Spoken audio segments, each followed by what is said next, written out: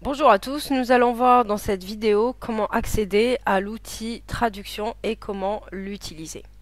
Donc vous allez sur la page de votre programme de l'éducation Wikipédia. Vous allez, ou n'importe quelle page Wikipédia d'ailleurs, pas obligatoirement cette page. Vous faites attention que vous soyez bien connecté à Wikipédia. Une fois que vous êtes connecté à Wikipédia, et vous allez dans l'onglet contribution qui se trouve tout à fait à droite. Et là, vous allez tout simplement, vous ne cliquez pas, vous allez voir apparaître contribution, traduction, fichier téléversé. Et vous allez cliquer sur traduction. Une fois que vous aurez cliqué sur traduction, en fait, vous allez accéder ici à l'outil traduction. L'outil traduction, vous avez ici démarrer une nouvelle traduction. Vous avez la suggestion, en cours et publier. Alors publier, ça va faire apparaître les articles qui ont été traduits et publiés. En cours, l'onglet en cours va faire apparaître les articles sur lesquels vous travaillez en ce moment. Et vous allez voir l'évolution de vos traductions. On voit ici que je travaille sur deux articles, Nesrin Tafesh et Hasna Bashariya. On voit que Nesrin Tafesh est une traduction de l'arabe vers le français, alors que Hasna Bashariya est une traduction du français vers l'arabe.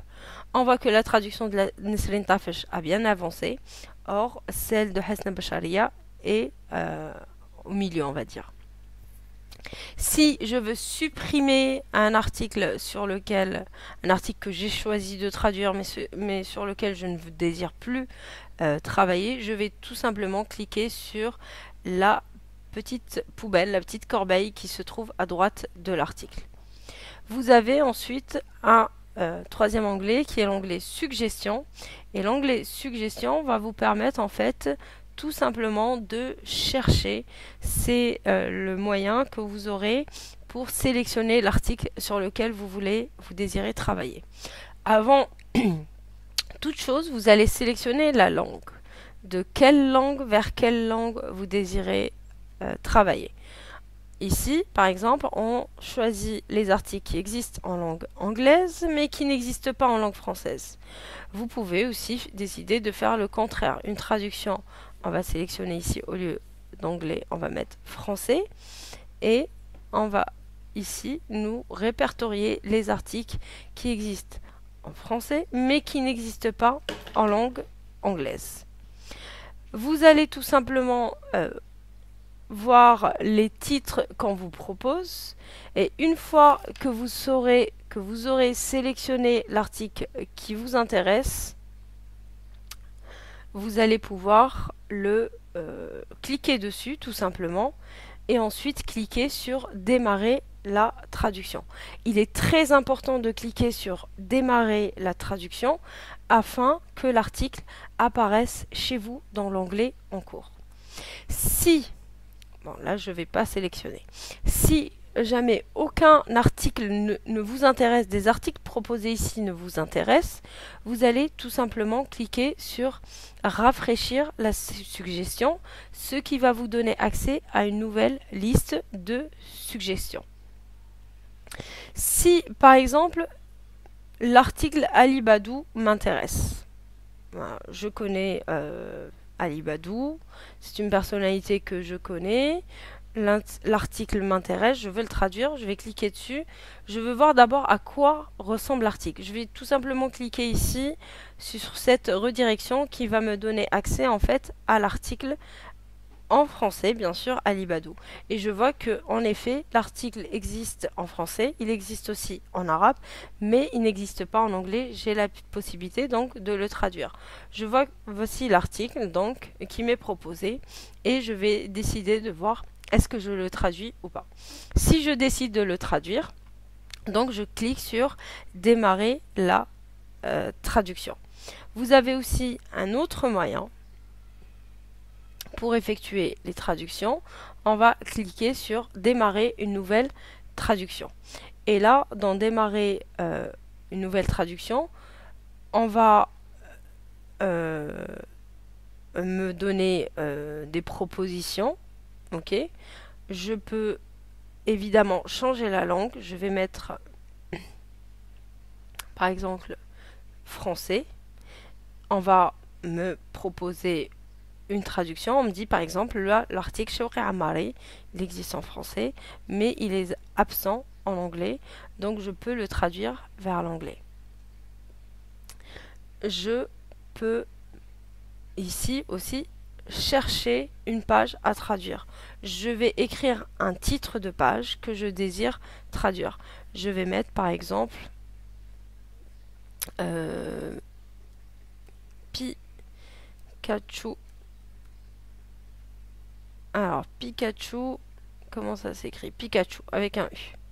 Ok, on me dit, alors Pikachu, on me dit que je peux le traduire dans 68 autres langues. On va voir ça. Ouvrir dans un nouvel onglet. Il existe en FR. Il existe dans 58 autres langues. Mais je vois qu'il existe en arabe. Il existe en anglais. Il existe en espagnol. Généralement, quand on va comme ça vers des articles assez connus, vers des personnages connus, les traductions seront moindres. On aura moins de chances de traduire. Par contre, on me dit que Pichu et ses évolutions, l'article n'existe pas en anglais. Pikachu et ses évolutions, toujours le même, n'existe pas en anglais, c'est le même. Si je mets par exemple l'article Herak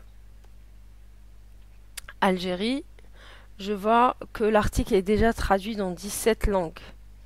Donc même là, alors, je clique Herak. L'article existe en arabe, il existe en espagnol, il existe en anglais. Donc vraiment choisissez, si vous voulez utiliser cette manière de faire pour choisir votre article, il faut vraiment que ce soit, on va dire, des personnages méconnus, peu connus, que vous pourrez trouver ici. Sinon, vous utiliserez tout simplement les suggestions qui sont fournies par l'outil de traduction. Au niveau des suggestions, vous pouvez toujours rafraîchir afin qu'on vous propose de nouvelles suggestions. Une fois qu'on a choisi notre article, je vais sélectionner par exemple Ali Badou. Je sélectionne, je clique sur démarrer la traduction, très important, je vous ai dit, ainsi l'article vous sera... alors, on me dit il y a une traduction en cours par une autre personne. Donc, je vais donc ne pas prendre cet article parce qu'il est déjà en train d'être traduit par une autre personne. Donc, faites très attention, bien attention à ces messages. Donc, dans ce cas-là, je ne vais pas prendre cet article, je vais en choisir un autre. Je retourne donc sur la page des suggestions et je vais... En même temps, ça ne m'étonne pas parce que Ali Badou est une personnalité connue. Je vais prendre au hasard ça, Daniel EK, je ne sais pas qui c'est. Là, on ne m'affiche aucun message, ça veut dire que c'est bon, je peux traduire.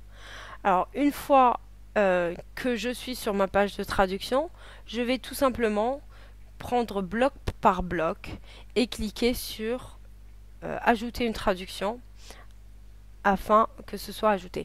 Bon, là on est au niveau de l'infobox. L'infobox en anglais n'a rien à voir avec l'infobox en français.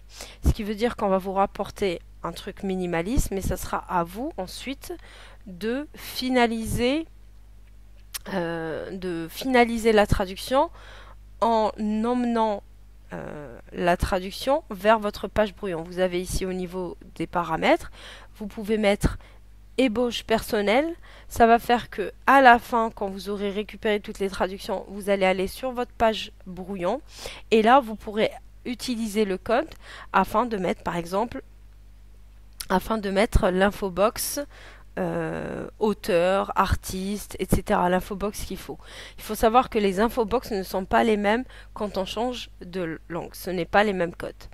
Ensuite, je passe ici à cette partie-là de présentation. Je clique et là, j'ai automatiquement, j'ai une traduction qui se fait. Daniel EK, né le 21 février 83. Vous devez absolument lire les paragraphes par paragraphe. Est un entrepreneur et technologue. Donc, technologue, milliardaire, suédois. EK est connu pour être le cofondateur et PDG du service de streaming musical Spotify. La phrase me paraît correcte. Je vois que mes redirections ont été réalisées. J'ai également la référence qui a été mise. Par contre, j'ai le mot technologue qui me paraît suspect. Dans ce cas-là, je vais vérifier si le mot existe en français ou s'il n'existe pas. S'il n'existe pas, par quel mot un technologiste, à quel mot va correspondre le mot technologiste en français, et je vais tout simplement le rectifier. Par exemple, juste à titre d'exemple, entrepreneur, et au lieu de technologiste, je vais mettre informaticien. Je ne sais pas si c'est vraiment le bon mot qui correspond, mais voilà, c'est le travail que vous devez en fait effectuer. Vérifier votre texte étape par étape. Ensuite, on a le titre. Je clique sur le titre, on me met jeunesse, ça correspond. Je clique ici, la même chose. On me dit Eka a grandi dans le quartier, alors, Ragsved de Stockholm en Suède. J'ai le quartier ici qui, je dois vérifier est-ce que l'orthographe de ce quartier, car on voit que le A, il y a un petit rond sur le A. La redirection d'ailleurs n'a pas pu être faite parce que le nom de ce quartier n'existe pas. Déjà la lettre A avec un rond en haut n'existe pas en français. Donc je dois vérifier à quoi correspond le nom du quartier en langue française. Éducation. Je reclique. Alors, EK est diplômé du lycée IT Germanist, un truc comme ça. Alors, on me dit, c'est en anglais. À Sundayberg en 2002, puis a étudié l'ingénierie au KTH Royal Institute of Technology. Le mot est déjà redirigé, donc ça veut dire que le mot correspond en français. Alors, puis a étudié l'ingénierie avant d'abandonner pour se concentrer sur sa carrière informatique. Là, pour moi, la phrase manque de développement. Avant d'abandonner ses études, il est très très important. En fait, vous serez noté sur ça. Si quelqu'un prend un texte et se met à cliquer, ajouter, sans vérifier, ça sera l'activité ne sera pas validée. Vous devez faire très attention à réécrire correctement. Utilisez le dictionnaire. Utilisez votre guide de grammaire. Faites attention à ce que les redirections soient correctes. Faites attention à ce qu'il n'y ait pas de mots écrits dans des langues autres. À ce que tout soit écrit en français. Et vous allez faire ainsi de suite pour paragraphe par paragraphe. Une fois que vous aurez fini chaque étape, ne vous inquiétez pas pour les références, elles sont prises automatiquement. Une fois que vous aurez fini cette étape, vous allez tout simplement venir sur le petit engrenage et vous allez cliquer ébauche personnelle. Ainsi, sous votre espace de nom d'utilisateur pour que vous puissiez l'améliorer ultérieurement. On va cliquer sur appliquer les modifications et là ce qui va se passer c'est que si je vais sur ma page brouillon, je vais pouvoir retrouver cet article sur ma page brouillon. Donc je vais dans un brouillon par exemple 20. Je vais dans les listes des sous-pages qui m'appartiennent. Et là, je vais normalement retrouver la sous-page. Elle est où?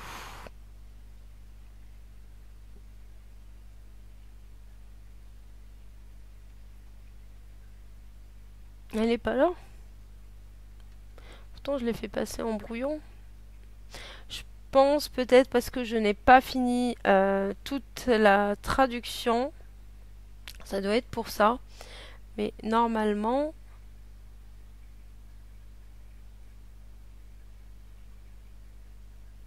Normalement, ça aurait dû passer dans mes sous-pages. Comment il s'appelle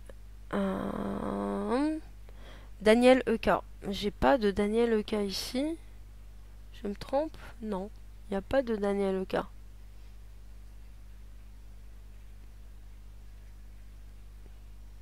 Il n'y a pas de Daniel EK. Ce qui est bizarre. Peut-être parce que justement l'article n'a pas été complètement traduit et qui passera une fois dans mon brouillon, une fois qu'il sera entièrement traduit. Donc, quoi qu'il en soit, une fois que vous aurez fini de traduire paragraphe par paragraphe, vous allez ensuite faire passer tout ça à votre brouillon. Et une fois que ce sera sur votre brouillon... Ah, oui, bah, je comprends mieux. Ébauche personnelle. Je signale ébauche personnelle. Et là, je vais sélectionner tout simplement publier. Ça sera en fait publié.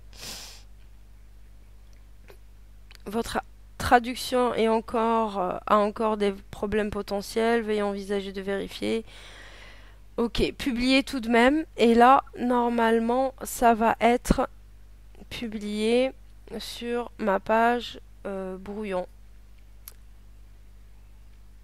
Voilà, c'est dans mon brouillon. Rassurez-vous, là, ça n'a pas été publié sur Wikipédia.